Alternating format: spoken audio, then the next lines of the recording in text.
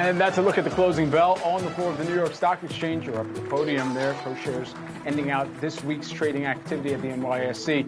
And taking a look at the major averages here as we close out a week that had a lot of gains in it. The Dow Jones Industrial Average closes higher on this Friday by about 0.8%. We'll round that off to 268 points higher. The S&P 500, that saw gains today of more than 1%, 1.2% will be generous and round that off to. The NASDAQ Composite Tech-Heavy Average moved higher by a little more than 2%, 279 points to the upside. So for more on this week's activity and especially how we rounded out this 5-day period today, we've got Cris Konstantinos, who is the RiverFront Investment Group Chief Investment Strategist, as well as Geetu Sharma, who is the AlphasFuture founder and investment manager. And Geetu, I'm going to start with you, particularly because when you think about the Fed activity and really what type of uncertainty that may have removed going forward from here as they've started to at least even more so signal what the intentions are for the rest of this rising rate year, how much of that uncertainty was removed just with this singular decision? Hi, yeah, thank you. I think the Fed did a great job in removing uncertainty around the rate hike plan. They firstly, they raised rates by 25 bips, which is what they had already kind of indicated in January. So there was no change to that. And then they clearly laid out a plan for one rate hike every meeting. And that took away a lot of uncertainty because I think given the market reaction last few days, clearly the market was expecting more, or maybe the market was expecting more front loading of the rate hikes, whereas the Fed has kind of just pushed it all towards the back end and really, continue. The liquidity environment is in a way continuing. They've also delayed the balance sheet tightening to May. So it looks like the Fed did not take the punch bowl away.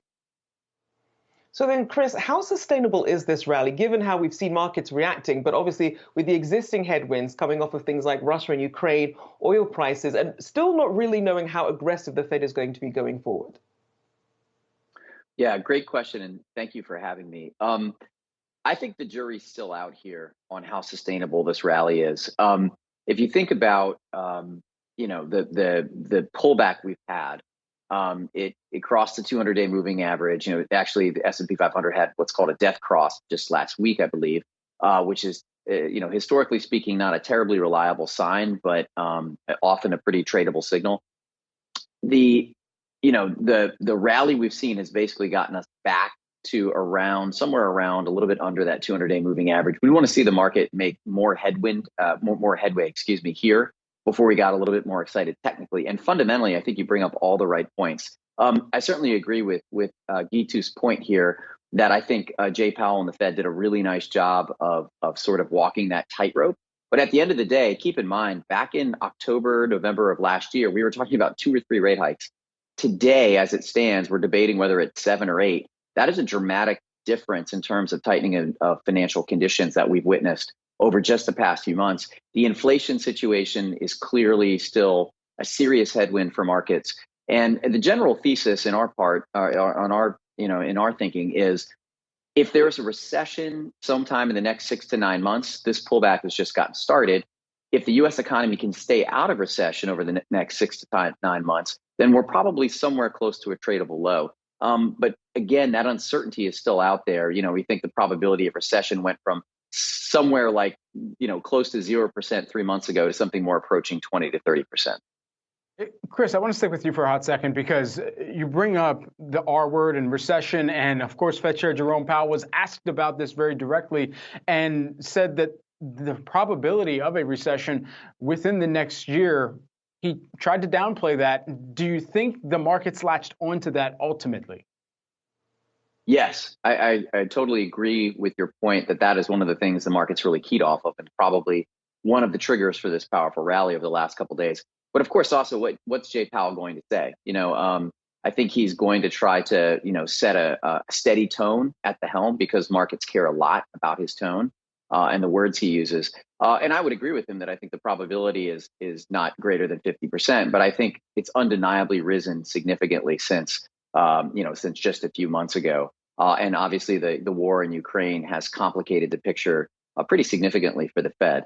So, a couple of the indicators that we like to look at when we're trying to gauge, recession risk, one of them is the yield curve. And the classic one to look at is the 3-month to 10-year curve.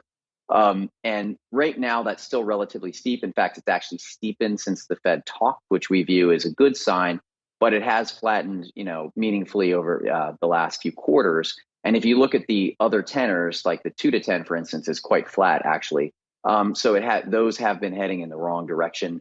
When we look at things like consumer confidence, there's some cracks in the plaster there. And of course, implied inflation expectations that we've imputed out of bond market signals and out of the swaps market also suggest that inflation expectations have risen a fair amount. All of those I wouldn't call them red flags yet. They haven't reached those levels, but we do see those as a few yellow flags in terms of recession risk. Just to follow up on top of that, because I was actually looking to my left here of my notes at exactly what Fed Chair Jerome Powell said. He said the probability of a recession within the next year is not particularly elevated, believing that the economy is very strong and able to withstand tighter monetary policy, and cited the labor environment. So, Geetu, when you think about the labor environment that we find ourselves in right now, there was also discussion about how higher inflation pressure would actually push more people back into the labor market. Do you believe that to be true, and where and when would that begin to show up in the data? I think we have to see that right now we are in the best labor environment, 3.5% unemployment rate, which is the best in decades. And the Fed is forecasting that to remain stable as over the next 2 years as they continue with their monetary tightening. So we will have to see how the increase in inflation actually affects the unemployment rate.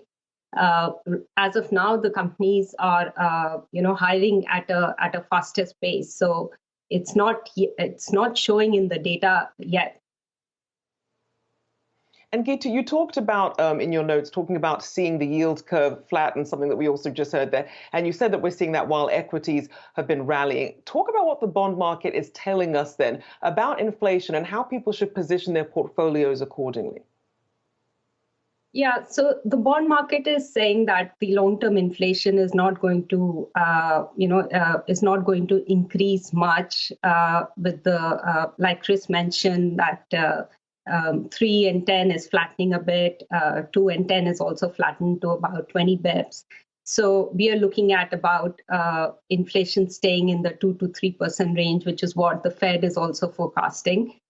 But I think a lot depends on how this war in Eastern Europe plays out, because that has a huge impact on commodity prices, on energy, on grains, and other metals. And the longer this war continues, not only it has a huge impact on Russians and Ukrainians, but also on the global economy, because then we start to see the effects of sanctions and supply disruptions plays out. So it looks like the Fed is right now assuming that the war will de-escalate and there'll be a resolution, and they are forecasting inflation to come down. That is also, I think, the market's base case, because clearly the market is not pricing in any significant fallout from this ongoing conflict. But if it continues for longer, then I think we will have huge impact on inflation. We would have a further inflation spike. And that can have a big effect on economic momentum. And that's where the recession risk also increases.